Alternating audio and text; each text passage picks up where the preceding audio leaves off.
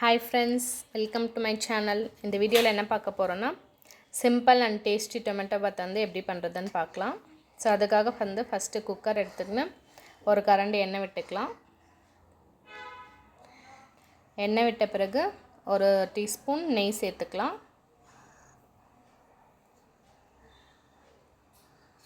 So எண்ணெய் காஞ்சதை வந்து next spices எல்லாம் ஆட் பண்ணிக்கலாம். 4 லவங்கம், 2 ஏலக்காய், 2 பட்டை, 2 பிரிஞ்சி எல்லாம் எடுத்திருக்கேன். ஸோ அதெல்லாம் போட்டு வதக்கிக்கலாம். நெக்ஸ்ட்டு வெங்காயம் கட் பண்ணி வச்சுருக்கேன். 2 வெங்காயம், 4 பச்சை மிளகாய், கொஞ்சம் கருவேப்பிலை எல்லாத்தையும் போட்டு நல்லா வதக்கி எடுத்துக்கலாம். வெங்காயம் வந்து கோல்டன் ப்ரௌன் கலர் ஆகிற வரைக்கும் நல்லா வதக்கிக்கலாம். வெங்காயம் வதங்கின பிறகு நம்ம வந்து இஞ்சி பூண்டு பேஸ்ட் வந்து ஆட் பண்ணிக்கலாம். 1 ஸ்பூன் இஞ்சி பூண்டு பேஸ்ட் எடுத்துருக்கேன். ஸோ அதை போட்டு பச்சை வாசனை போகிற வரைக்கும் வதக்கி எடுத்துக்கலாம். இஞ்சி பூண்டு பேஸ்ட் வதங்கின பிறகு 4 தக்காளி கட் பண்ணி வச்சுருக்கேன். ஸோ அதை வந்து ஆட் பண்ணிக்கலாம்.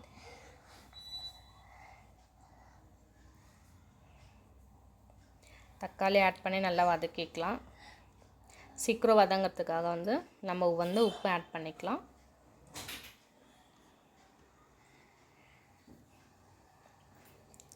உப்பு ஆட் பண்ணிவிட்டு நல்லா தக்காளி வதக்கி எடுத்துக்கலாம். உப்பு ஆட் பண்ணதும் சீக்கிரமாகவே வந்து வதங்கிடும் தக்காளி. நெக்ஸ்ட்டு கட் பண்ணி வச்சுருக்க புதினா கொத்தமல்லி ஆட் பண்ணிக்கலாம். அதை ஆட் பண்ணிவிட்டு நல்லா வதக்கிக்கலாம்.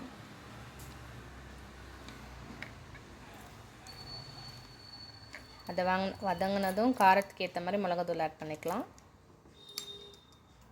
நான் 1.5 ஸ்பூன் ஆட் பண்ணியிருக்கேன்.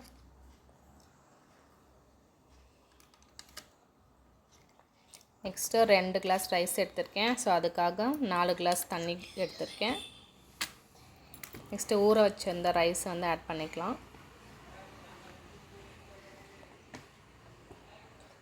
ஆட் பண்ணிவிட்டு நல்லா மிக்ஸ் பண்ணிவிட்டு உப்பு வந்து கரெக்டாக இருக்கான்னு செக் பண்ணிக்கலாம். செக் பண்ணிவிட்டு குக்கர் மூடி போட்டு 3 விசில் விட்டு எடுத்துக்கலாம். ஸோ வெயிட் இறங்கின பிறகு குக்கர் ஓப்பன் பண்ணி பார்க்கலாம். ஸோ வெயிட் இறங்கிடுச்சு, இப்போ ஓப்பன் பண்ணி பார்க்கலாம்.